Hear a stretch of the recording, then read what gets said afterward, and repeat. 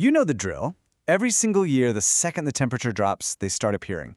You get this absolute blizzard of movies, sentimental classics, cheesy rom-coms, and, machine guns? Yep. Welcome to the surprisingly chaotic and kinda complicated world of the Christmas movie. So let's just dive right in, because the big question here seems simple, but trust me, the answer is anything but. What actually makes a Christmas movie a Christmas movie? Is it just that it's set in December? Is it about a theme? Or is it just, a feeling? I mean, just look at the sheer range of films we cram into this one genre. It is wild. On one end, you've got the ultimate classic, It's a Wonderful Life.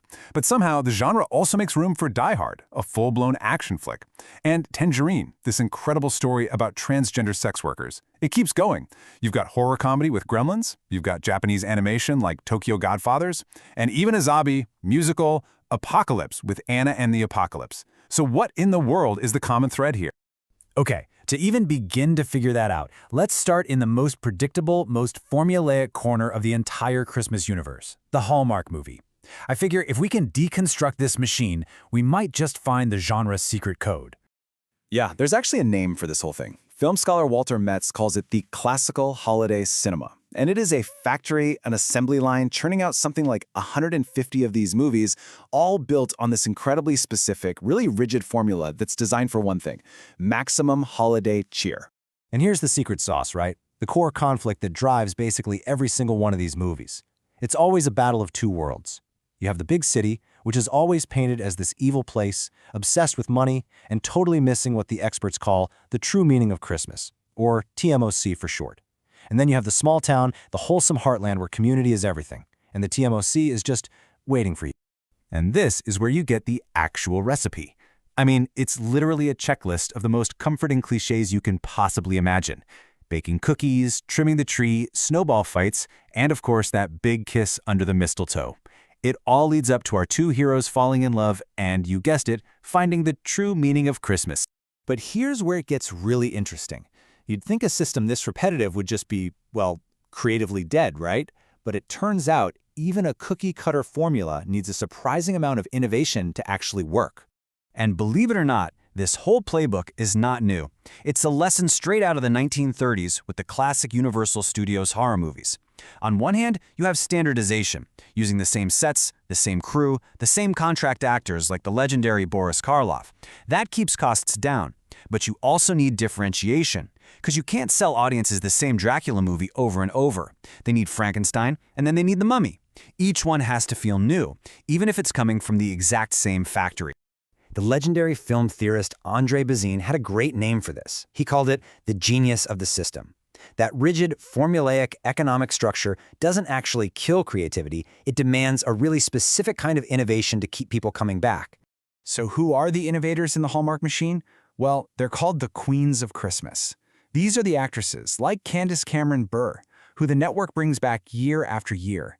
They're the secret weapon, bringing their own unique personalities and fan bases to that predictable formula, making each movie feel just different enough. And a perfect example of this is actress Alicia Witt. Now, her career got started in the super surreal and kind of unsettling worlds of director David Lynch, like in Dune and Twin Peaks. So when she shows up in a Hallmark movie, she brings this strange pall, as Walter Metz puts it.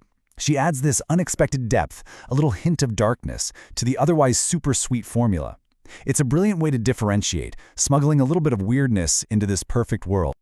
Okay, so we've cracked the code on the formula. Now let's zoom back out and get into the real chaos. The films that bend the rules, break them, or just set them on fire.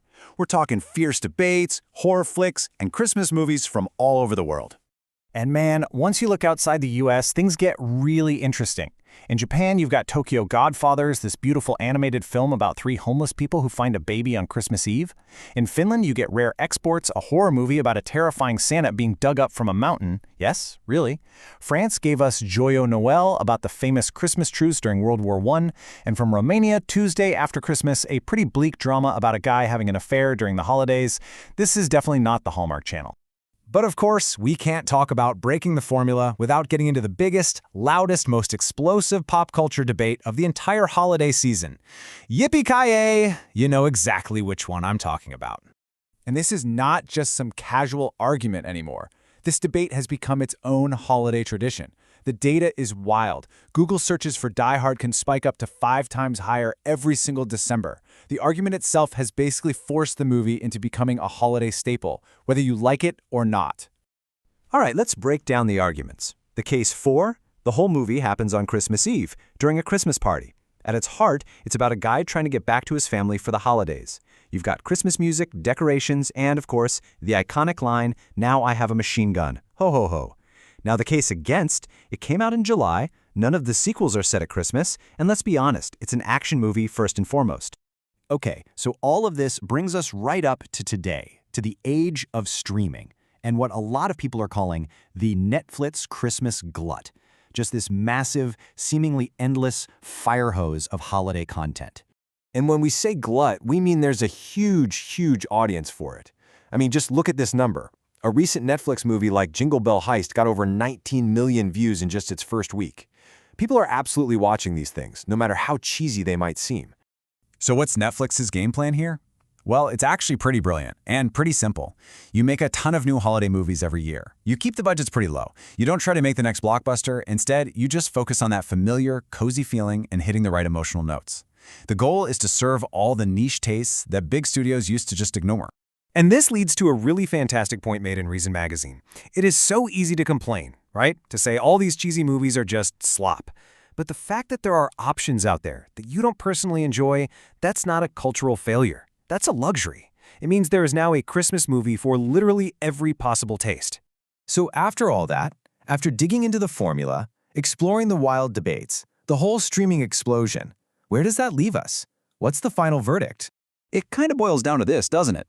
The real definition isn't found in some rulebook. It's not about the release date or whether Santa makes an appearance. A Christmas movie is simply whatever movie gives you that holiday feeling, whether it's a sweet little kiss in a small town or a giant explosion at Nakatomi Plaza. And that's the real question I want to leave you with. Forget the critics, forget the arguments online. What's the one movie that you absolutely have to watch to make your holiday season feel complete? Because whatever your answer is, that's the only definition that really matters.